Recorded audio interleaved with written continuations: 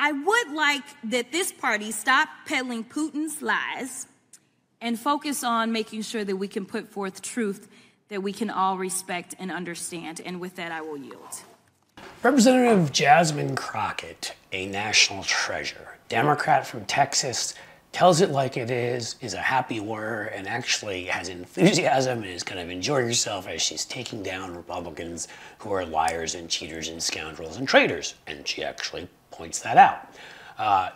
She just had a couple of brilliant moments recently. She has them all the time, but more recently with two particularly awful people, Jim Jordan and Donald Trump. Let's start with Beavis, or Jim Jordan.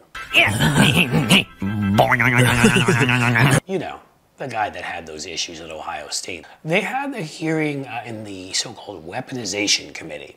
And of course, Jasmine Crockett pointed out that the misinformation and disinformation is being pushed by the Chinese, the Russians, and others right now because we are not doing anything to stop it.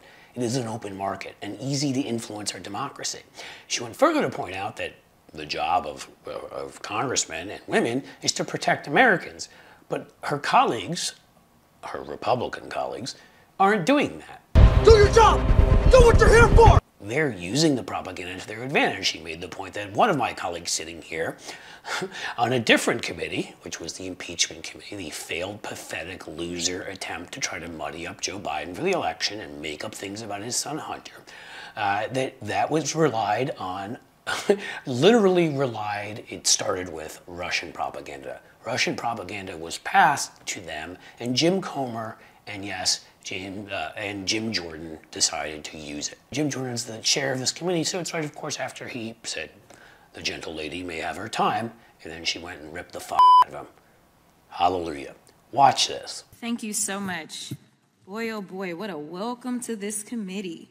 Okay, so I want to start off with a quick little level set of a few things, because I believe in facts and not fiction. So I'm going to ask each of the witnesses if you can answer a simple question. Who won the 2020 election? Let's start right here. Joe Biden. Thank you. Joe Biden. Thank you. Joe Biden. Thank you. Joe Biden. Thank you. This is amazing. Unanimous.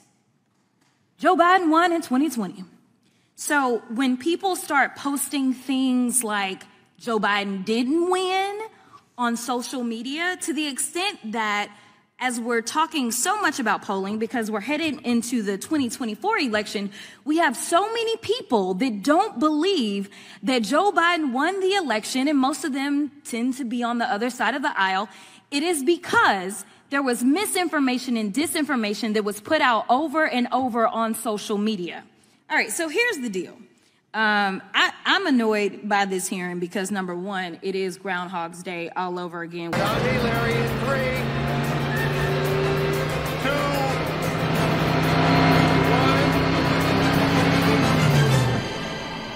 1. We have had some version of these hearings, and we've talked about misinformation, disinformation, and I do want to make sure that we understand what it means to have a First Amendment protection. So I am going to start over here.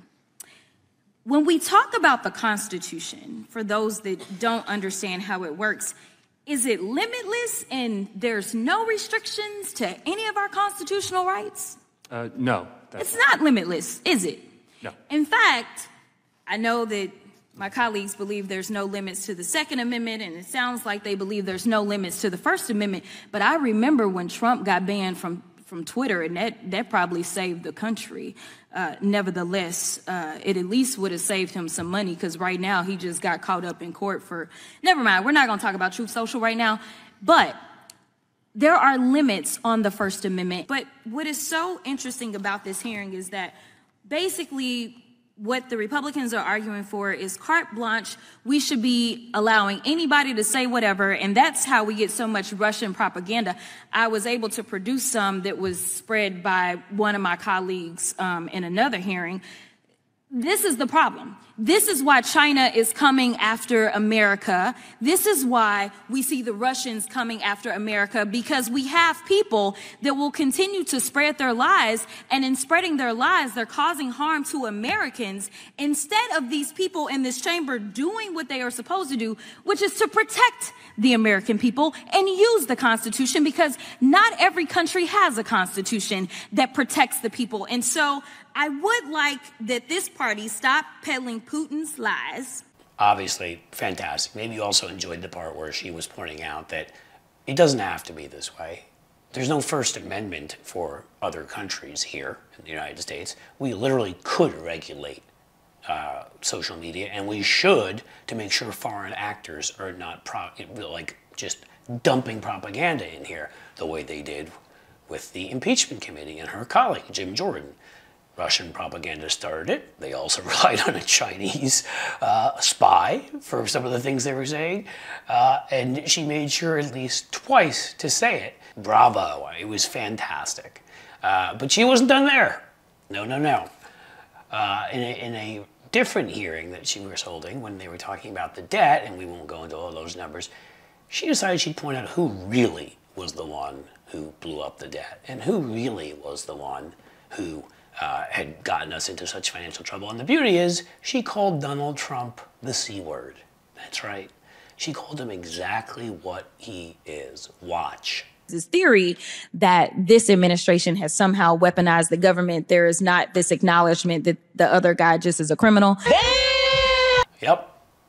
Kind of hard when you got 92 counts and 4 or 5 different indictments, and hell, there could be a half dozen more if anyone would bother to file them, that maybe you're a criminal, especially considering he's already been found liable in civil court and had a judge adjudicated him a rapist.